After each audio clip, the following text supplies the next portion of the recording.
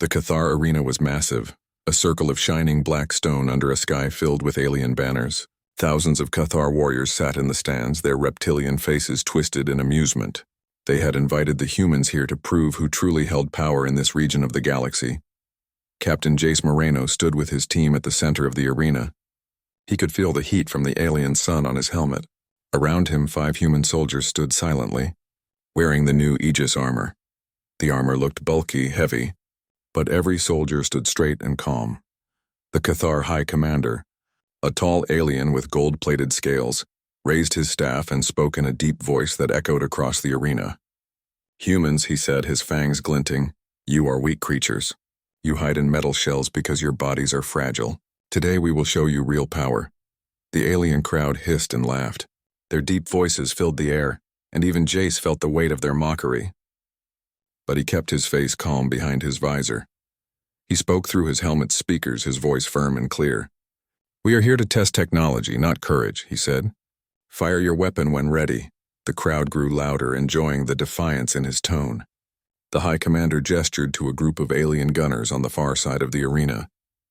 A massive weapon was rolled forward, mounted on an anti-gravity platform. Its long barrel glowed faintly blue. "That," whispered Sergeant Lee over the team's comms, "is the Oblivion Lance." Jace already knew. The Oblivion Lance was infamous. It could pierce the hull of a battlecruiser, tearing through layers of armor like paper. If the Aegis armor failed today, the soldier wearing it would be turned into ash in a second. "Private Daniels," Jace said, looking toward the youngest soldier in the team. "You're up." Daniels stepped forward. He was only 21, but his voice was steady. "Yes, sir." He walked to the center of the arena, standing tall, his boots crunching against the stone floor. The alien gunners adjusted the weapon's angle until it was aimed directly at his chest. The arena went quiet. The only sound was the low hum of the weapon charging. Inside his helmet, Daniel's heart pounded. He trusted the armor, he had to. Aegis was the result of 10 years of research, designed to absorb and disperse even the most powerful energy blasts. But this was the first time anyone had tested it against a weapon this strong. "Ready," said the alien gunner in a growl. "Fire," commanded the High Commander. The Oblivion Lance roared. A beam of blinding blue light shot across the arena, striking Daniels with a thunderous flash. The ground shook. A wave of heat rippled through the air, forcing Jace and the others to raise their arms to shield their visors. For a few seconds, nothing could be seen except the brilliant glow. Then the light faded. Daniels was still standing. The human soldier stood unmoving, his armor glowing faintly as smoke curled from the ground around his boots. The chest plate shimmered for a moment before returning to its normal dark silver color. The arena went silent. Thousands of Cathar stared, their jaws slightly open. Daniels took a step forward. "Still here," he said calmly over the comms. Jace allowed himself a small smile. He looked at the High Commander and spoke through the external speakers. "Your weapon is powerful," he said, "but it seems our armor is stronger." The alien crowd hissed and murmured in disbelief. Some shouted in anger, others stared in awe. The High Commander's tail lashed the ground, sending dust flying. "Impossible!" he roared. "No one survives the Oblivion Lance." "Yet he stands," Jace replied. Daniels raised his arm and activated the suit's status display. A holographic panel appeared above his wrist, showing that the armor had absorbed the entire blast and converted the energy into stored power. "We didn't just survive," Daniels said with a grin. "We caught it." The aliens' murmurs turned into shocked growls. The Cathar scientists in the stands began speaking rapidly among themselves, some of them pointing at the hologram in disbelief. Jace stepped forward, speaking loudly so the entire arena could hear. "This was just the first test. The Aegis armor is still a prototype. Soon every human soldier will have one. We are not as weak as you think." The High Commander narrowed his golden eyes. He had expected to humiliate the humans, not be humiliated himself.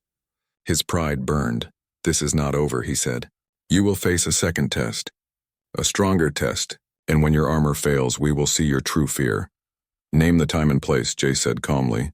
The crowd roared again, half in excitement, half in rage. The challenge had been set. As the human team left the arena, Daniels looked at Jace. "Sir, do you think the armor can take a bigger hit?" Jace's expression was serious behind his helmet. "It has to," he said, "because next time they won't hold back." Above them, the alien banners waved in the wind and the entire arena seemed to hold its breath. The next test would not just decide whether humans lived or died. It would decide whether humanity had a place among the stars or became a footnote in someone else's history. The shuttle ride back to the human base was quiet at first. The hum of the engines filled the air, but no one spoke. The weight of what had just happened still sat heavy on the soldiers' minds. Private Daniels finally broke the silence. "Sir, we really showed them," he said with a grin. Sergeant Lee smirked. "Yeah, kid. You just stood there and tanked a weapon that's supposed to cut ships in half. That was one for the history books." Captain Jace Moreno didn't smile. He kept his arms crossed as he looked out the window at the alien city below. Towers of dark metal rose into the clouds, glowing with blue energy lines. "They won't take this lightly," Jace said at last. "We embarrassed them. The Cathar don't like being embarrassed." He turned to Daniels. "Good job, soldier. But you need to stay sharp." This was just round one. When they landed at the human embassy, a group of scientists and diplomats were waiting. Dr. Leon Zhou, head of the Aegis Armor Project, ran up to Daniels and scanned his armor with a portable device. "Incredible," she whispered. "The armor not only absorbed the entire Oblivion Lance blast, it stored it perfectly. We still have 90% of the energy inside the capacitors." "What can we do with it?" Daniels asked. Dr. Zhou smiled. "Anything we want. The suit could use that energy to power shields, boost strength, or—" She hesitated. "Fire it back," Jace raised an eyebrow. "You mean we can turn their own weapon against them?" "Yes," she said. "But we need to be careful.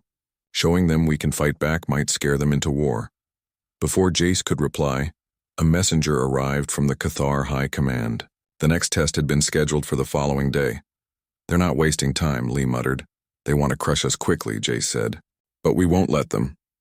The next day, the human team returned to the arena. This time the crowd was even larger. Word had spread across the planet, and even across nearby star systems. Thousands of aliens had come to see if the humans could survive a second strike. The High Commander stood at the center of the arena. His golden scales glinted under the sun, but there was something different in his eyes now. Not just pride, something like unease. "Humans," he announced. "Yesterday you survived our Oblivion Lance. Today you face the Starbreaker Cannon, a weapon never before used on a living creature. If you survive this, we will accept that your technology is worthy of respect." Murmurs spread through the crowd. Even the Cathar warriors looked nervous. The Starbreaker Cannon was feared even by them. Daniels swallowed hard inside his helmet. His hands felt sweaty despite the suit's cooling system. "Permission to speak, sir?" Daniels asked over comms. "Go ahead," Jace replied. "Recommend we don't just take the shot this time," Daniels said. "We show them what the armor can do. Show them we're not just targets." Jace considered it. The plan had been simple. Survive again. Prove humanity's strength. But maybe Daniels was right. Maybe survival wasn't enough. Maybe they needed to earn respect. "Dr. Zhou," Jace said over the private channel, "is the armor ready to release the stored energy?" "Yes," she said. "But once we do this, there's no going back. The galaxy will know what we're capable of." "Understood." Jace switched back to the team channel. "Daniels, you've got the green light. Make it count." The Starbreaker Cannon was rolled into position. It was enormous. Twice the size of the Oblivion Lance, with glowing coils and heavy armor plating. The energy inside it built until the air itself seemed to vibrate. Daniel stepped forward again, standing in the same place as yesterday. But this time he activated the armor's energy output mode. The suit glowed faintly, a shimmering light spreading over his body. The High Commander raised his staff. "Fire!" The cannon unleashed a massive blast. A beam of white-hot energy roared across the arena, tearing the ground apart as it traveled. The impact was deafening, shaking the entire stadium. For several seconds, the blast engulfed Daniels completely. Dust and fire filled the air. When the light faded, Daniels was still standing. His armor glowed bright blue, humming with power. The crowd went silent. Then Daniels raised his arm. "Returning to sender," he said softly.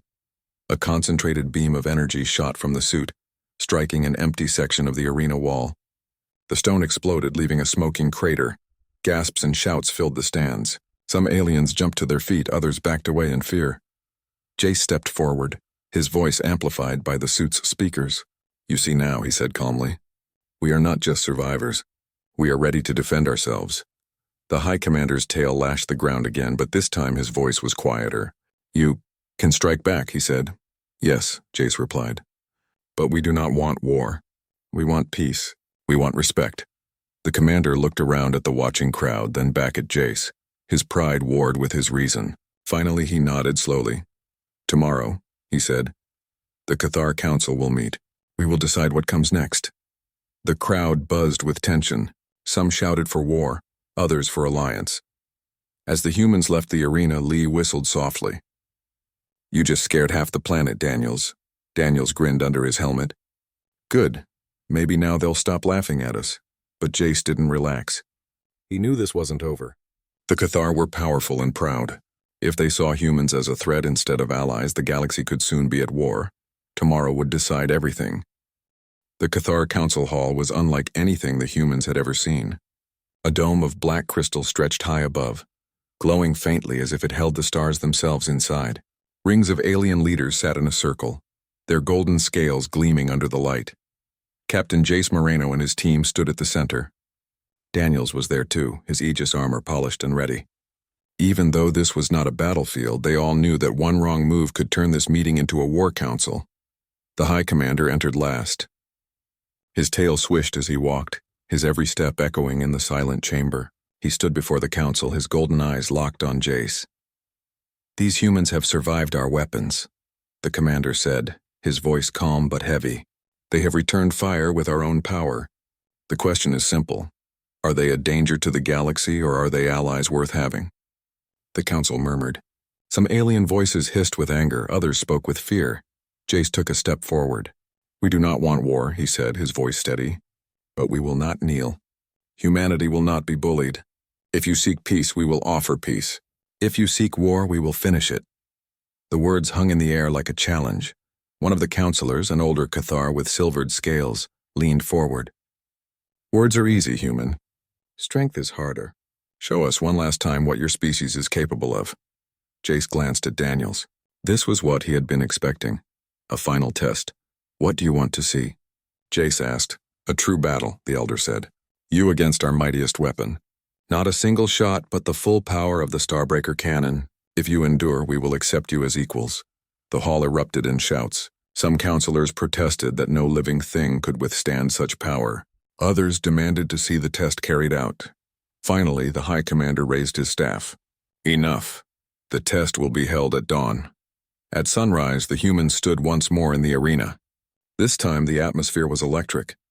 The stands were completely full, and hundreds of cameras floated above, broadcasting the event to every corner of Cathar space. The Starbreaker cannon had been upgraded overnight. It now had 3 power coils glowing like miniature suns. Even the Cathar gunners looked nervous as they prepared the weapon. Daniels took his place in the center of the arena. Jace put a hand on his shoulder before he went. No pressure, Jace said quietly. Daniels chuckled nervously. Yeah, no pressure at all. Dr. Joe's voice came over the comm. The suit is fully charged. You still have energy stored from yesterday. Plus the capacitors are at max capacity. You're as ready as you'll ever be. Daniels nodded and activated the armor's full shield mode. A shimmering barrier appeared around him like a faint bubble. The High Commander raised his staff. Begin! The Starbreaker cannon fired. A massive beam of white energy shot across the arena, striking Daniels like a lightning bolt from the stars. The ground cracked, stone melted, and the air turned to fire. Inside the suit, Daniels gritted his teeth. Warning lights flashed across his visor as the armor absorbed the blast. The shield flared, nearly collapsing, then stabilized as the Aegis system redirected power to reinforce it. The crowd roared as the cannon continued firing. 10 seconds. 20 seconds. The ground shook under the force. Armor at 80% capacity. Dr. Joe's voice came through. Hold on, Daniels. Just a little longer. Finally, the cannon powered down. Smoke and heat filled the arena. When the dust cleared, Daniels was still standing. His armor glowed like molten silver, the energy stored within it making the air hum. The crowd went silent. Then Daniels raised both arms, releasing all the stored power at once. A massive beam shot into the sky, splitting the clouds apart and leaving a burning trail all the way into orbit. The arena erupted in shouts and gasps. Some Cathar fell to their knees. Others raised their weapons in salute.